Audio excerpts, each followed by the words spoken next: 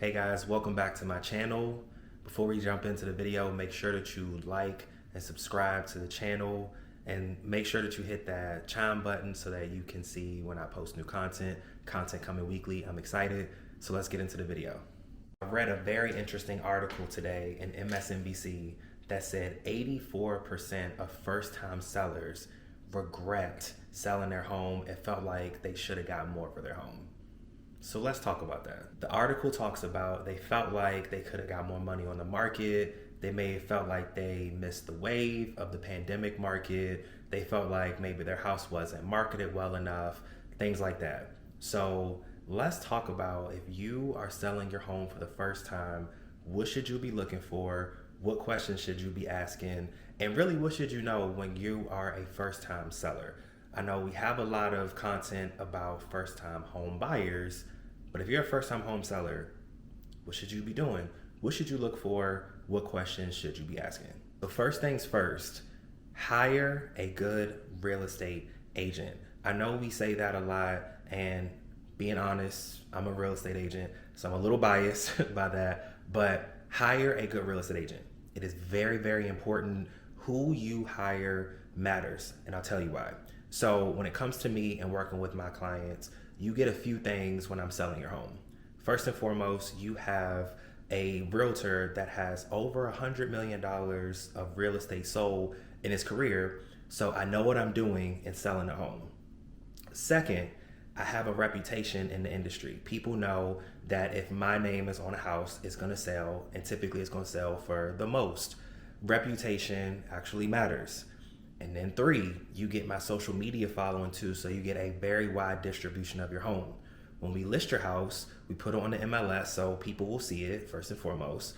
Second, you go on all of my social media channels. So on Instagram, I have 56,000 now actually followers. On TikTok, I have close to 25,000 followers. Facebook, I have up to right at almost 5,000 friends. And Twitter, I have 3,500 followers there. So that's a very wide distribution of your house. A lot of people are gonna see it. So second, choosing the right realtor is important because we will typically give you tips and pointers on how to get the most money for your home on the market. I'll give an example. So I have a listing right now, and typically I do this with all of the listings that I have, but I'll at least come see it. Sometimes, especially during the pandemic when people weren't really comfortable with people coming in their house or trying to limit as many people coming in as possible, they would send me pictures. I could take a look and see what the house looks like, if you need to get it painted, if you need to change flooring, maybe update kitchens and bathrooms, things like that. I can give you pointers on that, so that way we can get the most for you on the market. So I help with that. So all that to say, a good realtor is worth its weight in gold. Trust me. A thing to remember too is it's still a seller's market. So if you do the things like curb appeal, a lot of times when I come into a listing and I have a consultation with the seller, I'll give them tips, like I said, on what they should be doing.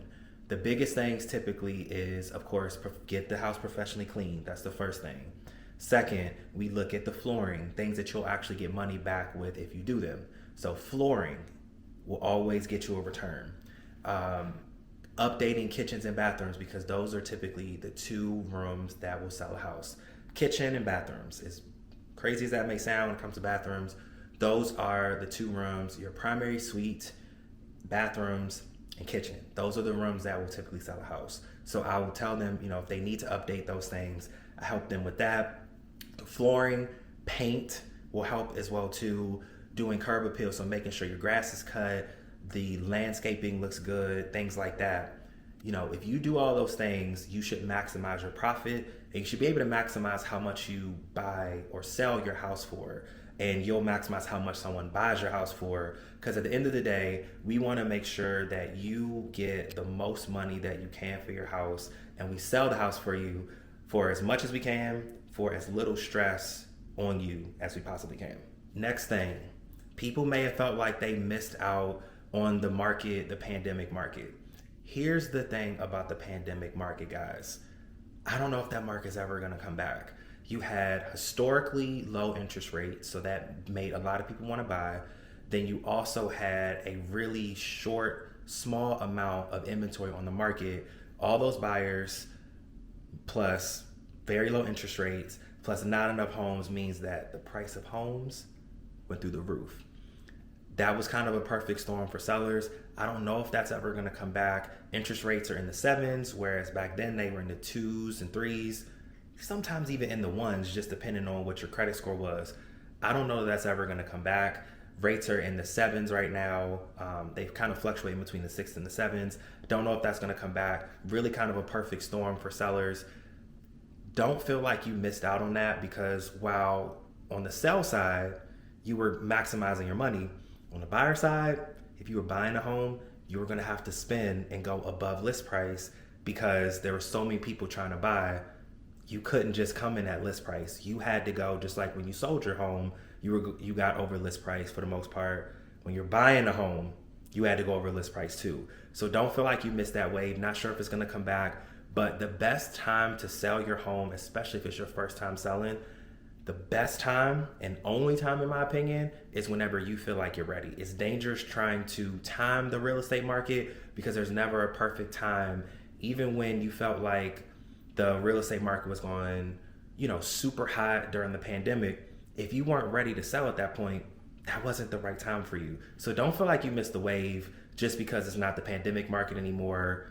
Don't know if that market's going to come back. And to be honest with you, it might be best that it doesn't. That market wasn't sustainable at all. Make sure that you find the best realtor that you can. Make sure that you take their advice. Feel free to shop around if you need to. And once you do those things, you find the right realtor and you do what they recommend you to do, then you shouldn't have very many regrets. And again, just know that there's no perfect time in the real estate market. The best time is when you feel like you're ready. You do those things. You shouldn't be part of that 84%, which I don't believe. You shouldn't be part of that percentage that regrets selling their first home at the time that they did, with who they did, and you should never have any regrets about that. All 2023, we are maximizing what we get on the market and profit by doing the things to get the most profit that you can. Let's go.